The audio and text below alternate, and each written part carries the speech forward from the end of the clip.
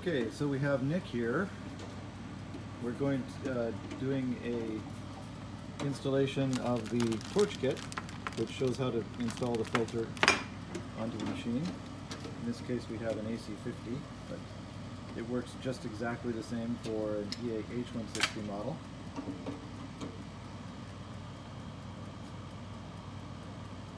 So first thing we do is, in this case it had handles on it, which we had the handle kit on it, but normally those top 4 screws would just be the screws. They don't have the handle kit on. But on the H60s it does. On the AC50s it doesn't. No. That's right. So then we're doing the side screws. There's 4 on each side.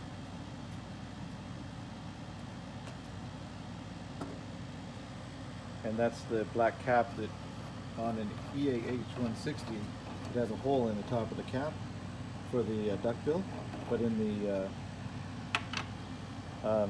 AC50 this is just for shipping. You just have the black cap on there. We just normally store that off to the side and put the tower cap on. So the tower cap normally looks like this and would screw onto there.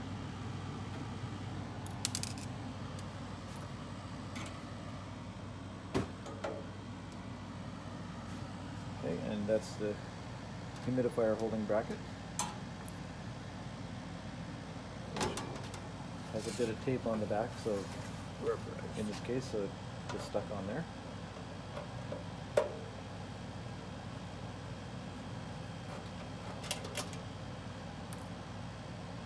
And notice that Nick is doing a good job of putting the screws in the cap so that then they won't get lost anywhere.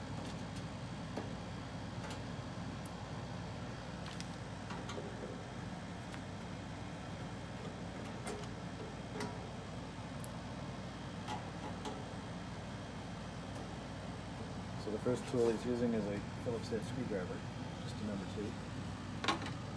2. Okay, now as you pull the top off, sometimes that black ring will become disconnected, so you just snap it back together again. It just snaps on, and then set the hood aside.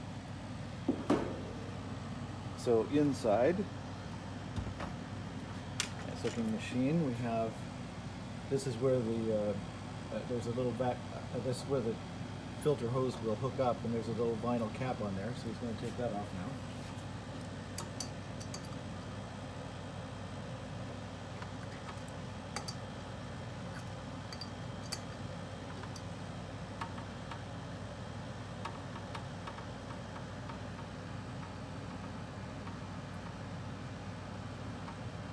So when we take the cap off, we save it because we're going to need it later.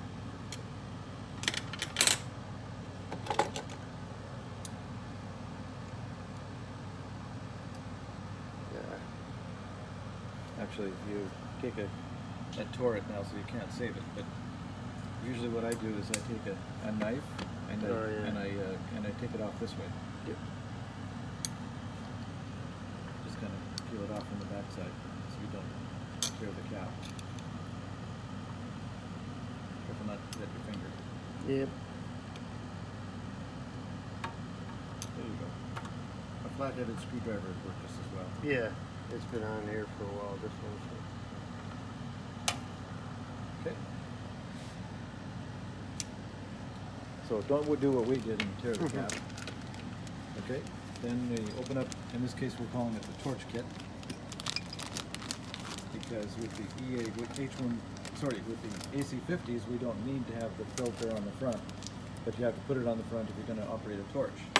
With the EA H160 model, that's where the gas comes out, so that's why we got to put a filter on the front of those. On the AC50, the gas comes out of the tower cap.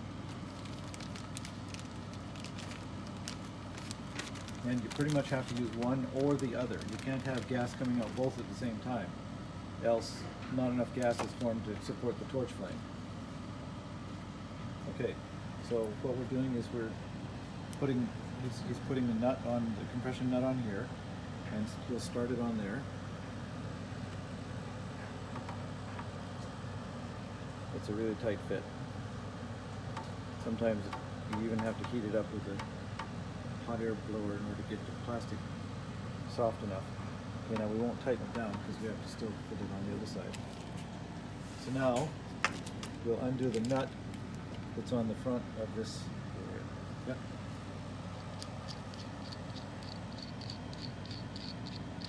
The head of the filter.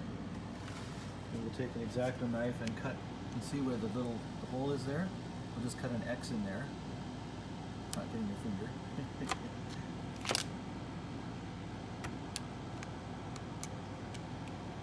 And we might have to cut out the little holes on the sides too. There's two little prongs that fit these two little prongs here. Yeah, just a little punch. There we go. And we should be able to just shove that in there, up tight against the vinyl.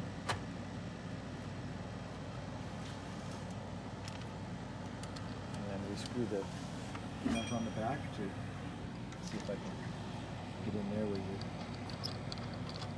There we go.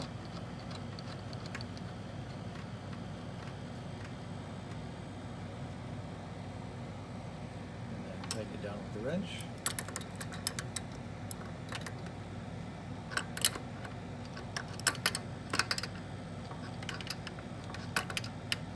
So obviously this is the third tool that we're using, the adjustable wrench, which actually was the first. Take that nut off over there, and then we snap that gas hose in place, and thread the nut on, and tighten it down.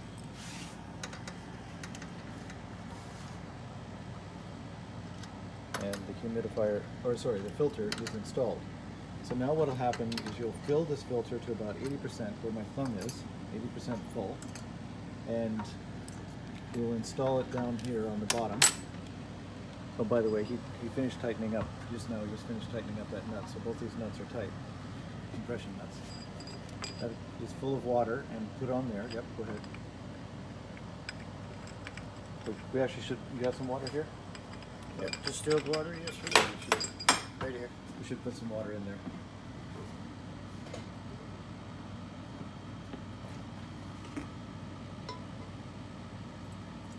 Yes, and we always fill this with distilled water because that's what traps the lye. Okay, that's good.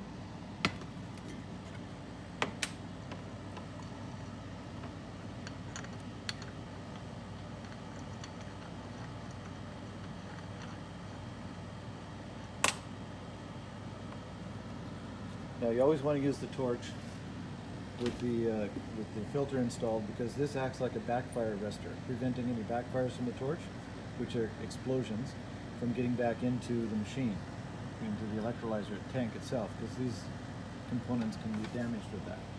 Okay, so now he's taking the compression nut off in order to install the hose.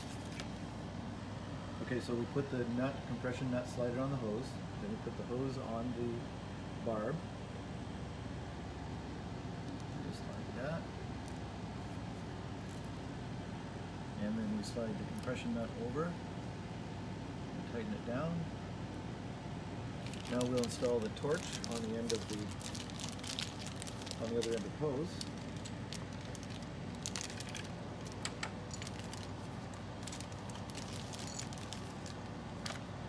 Now the torch gets installed underneath the handle, so you unscrew the handle first and slide the handle onto the hose.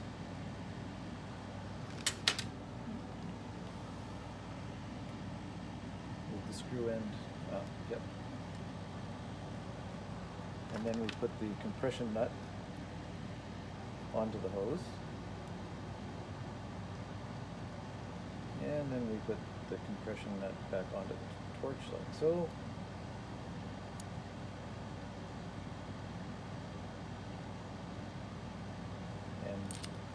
Screw that on.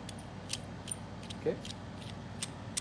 So now the torch is also hooked up. Now we'll reinstall the hood on the machine.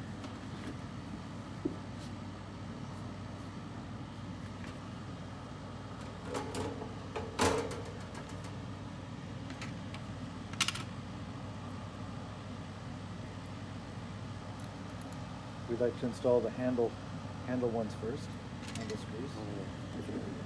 And in this case, we have the handle kit on it. Otherwise, you just screw the screws right in.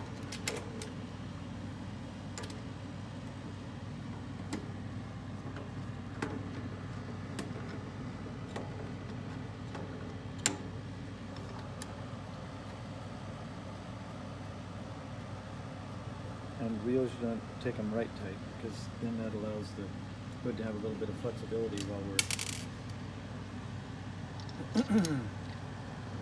putting in the side screws.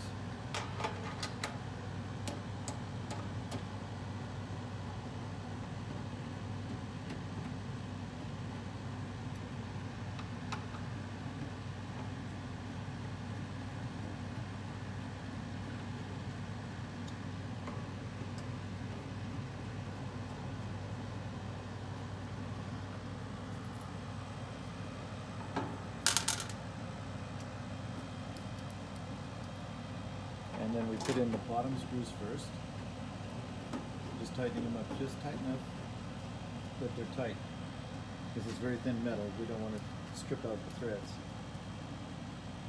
And then the center one, and again, you don't depend on the screw to pull the hood in. You push the hood in first, and then use the screw just to hold the hood in. If you use the screw to try to pull it in, you can strip out the threads.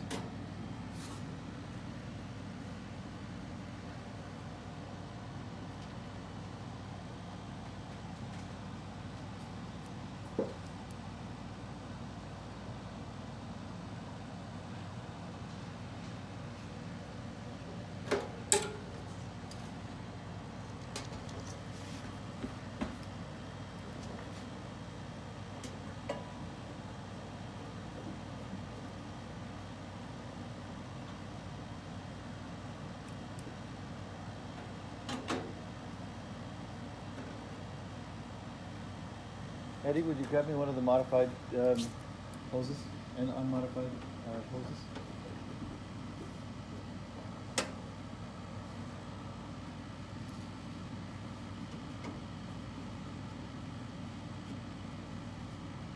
And that's it. We've installed a torch kit on a AC50.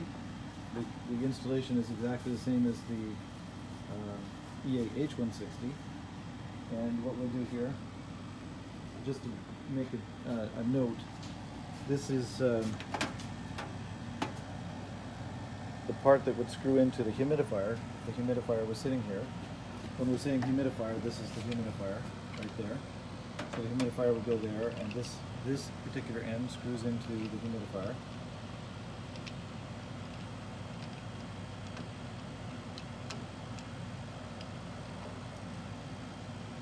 And this particular end, when you're having a filter like this, is what we call modified. We've cut the end off. The end would normally look like this, has a compression, or sorry, a push-on fitting on it. So in this case, what we would do is we'd undo this particular nut here and do the compression fitting exactly the same as the torch hose. We don't have to do it right now. Up to that fitting there. So that's just so if you're a EA H160, that's how you get the gas out, and then the gas itself goes out this here to the drinking water bubbler. And we send it, we now have the little fitting on that side for the hose to go to. So that's how that would hook up. Now, if you're using a torch on any machine, this cap, this gas outlet needs to be sealed.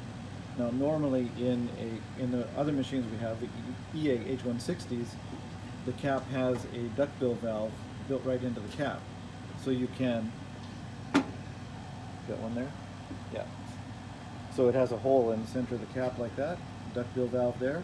This duckbill valve is absolutely necessary to operation of the machine. So with the EA H160s, you just put the duckbill valve on there like that. With the AC50 machines, it has a tower cap on here, and the duckbill is in the tower cap. So we would screw the tower cap onto the top of the machine to seal this gas outlet.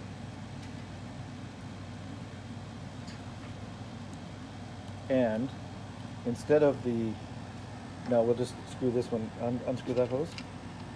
So again, we have the, in this case, a tower cap to humidifier hose. So this is the hose that normally go to the gas outlet, which then goes up here to this fitting here, and it only has to go on tight enough that it actually sticks on there without sealing, I mean, without going on, so it seals without being on too tight. Yeah, so just kind of over the first ring there a little bit. Tighten up. Yep. So the gas doesn't leak. Now that's how the tower cap is normally hooked to the humidifier. And in that case, you would want to make sure that this outlet was plugged. So that's where we take this, take that white cap, compression cap. That one, okay, we'll get to that in just a second. That's where we take this white compression cap that we took off the inside, and we would put it on this particular fitting here with the compression nut. So again, you put the white cap on there and put the compression nut on. Now that has sealed the gas output there, so now the gas can come out only here. Now if we want to go the opposite way, then what we do is take this off, and we have a little, in the torch kit, we have a little vinyl vacuum cap that we then put on there, and that seals the gas output from the tower cap. So we still have the duckbill valve fully functional, but no gas output. So now what we would do is the gas would either come out this thing to the humidifier, or you can hook up the torch hose, not both at the same time. You can't use both at the same time, one or the other.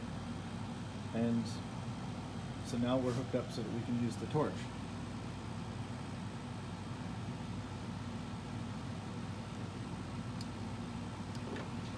So again, either gas coming out here or here, not both at the same time. So now this particular AquaCure is set up to be able to use the torch. Okay, yes, go ahead.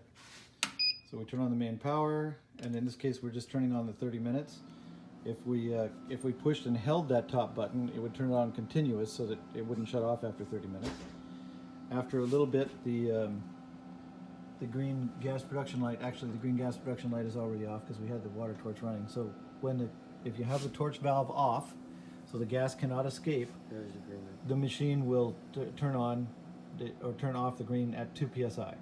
So now what we're doing, he turned on the valve there for a little bit so you can see it. Now we'll turn on the valve, and the important thing to do when you're doing the torch, so he's just gradually turning on the valve, is to make sure that the light goes out occasionally. As long as the light is going out occasionally, or shutting off, that means the machine is holding pressure. If the green light comes on and stays on, so we can just keep turning it on, turn it on until the green light's on, but flickers only once in a while. So as long as the green light shuts off once in a while, then you know that the machine is holding pressure. So right now he's turning it down. Turn it right off. Then turn it on just a little bit. Just crack it on so you see it just flash on just occasionally. There you go, see it flashing on and off. As long as it's flashing on and off, you're good. Now we can turn it on a little bit more so that the green light stays on a little bit longer, and then it just occasionally flashes off. There you go. So now, I don't know where the microphone is in this thing, but you can hear, if you put it up to your ear, go ahead and put it up to your ear. You can hear the little hiss of the gas. Okay. You can feel it. Then you can feel it, yep. And then we light the flame. So now we have a torch flame, and we have the room darkened so you can see the flame. Now the flame is quite a bit longer than it looks. So we can go out here a ways and you can see where it starts to burn. Paper, there, see it burning. Okay, take it away. We don't want the smoke detector to go off. And he threw it in a bucket of water. We were prepared. That was Nick. Good job, Nick. Okay, and now the flame is very powerful. So even though you can wave your hand through the flame, it's like a hot jet of steam. You can actually cook or melt aluminum, for example. We'll just do that. Yep, we can bring it fairly close in order to melt the aluminum. Yep, closer. There you go. There you go. You're cooking, you just blew a hole right through the aluminum. And it'll do quite a bit of work, this little microflame. Yeah. Yeah, the aluminum gets hot. Okay, so now when we shut off, we shut it off fast. Because if you don't shut it off fast, the flame can enter the torch tip, and then it reaches, right now it's only burning at about 20 feet per second. But if it enters an enclosed area, it accelerates to detonation velocities, which is about 6,000 feet per second, and it'll burn back toward the machine. It'll go bang, you'll see a flash of white light in the hose, and the backfire arrestor will stop the flame, so it prevents it from going actually back into the machine. So that's how you use the torch. Then you can shut it off. Yep. But the torch valve is just leave it like that until you want to use it next time. Or you can shut the machine power entirely off. Up to you. Yep. Okay. So what we're doing now is we're reinstalling the humidifier and bubbler so that it can be breathed and used for health purposes. So we just we fill up to the line, 90% full of water, way up here, and again over here. Ignore this maximum thing. That's if you're an oxygen humidifier. This is a hydrogen humidifier, so keep the line up there. And what we've done here is we shut off the torch valve completely so that no gas can escape here, because we want the gas now to be coming out the top of the tower cap. So the tower cap will be removing, sorry, I'm in your way, removing that cap, that vinyl cap, and storing it off to the side with the lid and stuff. And yeah, that was a good idea to depressurize the machine before removing that cap so you didn't have a big blowout of gas. But yeah, and then just stick that on as normal, and that's tightened up there. Yeah. And then we have the You don't need it. hose that goes from the humidifier, and it's an eighth inch inside diameter, 1/4 inch outside diameter hose, which then we have an adapter. This adapter is just a piece of hose that slides on there, and 1/4 inch inside diameter, 3/8 outside diameter, and it sits on there. And then that goes to the smaller fitting. And once it's on there, it's on there. You'd have to cut it off. So, but that makes sure that it goes to the fitting that goes to the bubbler on the bottom. And so that's why we did the two different size fittings. Now the other one here, the output goes to the cannulas. And so now what we can do is turn on the machine and set a timer. Now, when we were doing the torch, we wanted it at 100%. But now as we're going to be bubbling it, we go for the body size of the person that we're doing. So we adjust the duty cycle or percentage down, whoops, not to 0, down to, in this case, about 40 for Nick here, who then will wear the cannula, and 3, 8, 9, 40. Okay, 40% for Nick. It's producing gas. You can see the green light on there. It's got the water level good. In this case, the white ball is floating on the water level. That's really good. So you can, but the meniscus is slightly above the white ball, which is the water level line. Meniscus water level line. So the white ball sometimes gets stuck down or something. So you can't depend on the white ball. You have to always look for the meniscus. Okay. So now what's happening is the gas is coming out of the tower cap down to the humidifier. The humidifier is bubbling away. That's 40% bubbling. You should be seeing at least that. And then it's coming out this hose here and going up to the drinking water bubbler. So we're making drinking water at the same time as as breathing the gas. And then we have the cannula hooked onto this one out here. And Nick will put that cannula on. Here, we'll just pull this down. There you go. Cannula on like that, and he's breathing hydrogen. Yay, Nick! Okay, so that's how it's done. Now, that was just to point out that you do not want gas coming out the torch at the same time as gas coming out the tower. One or the other. There's not enough gas to do both.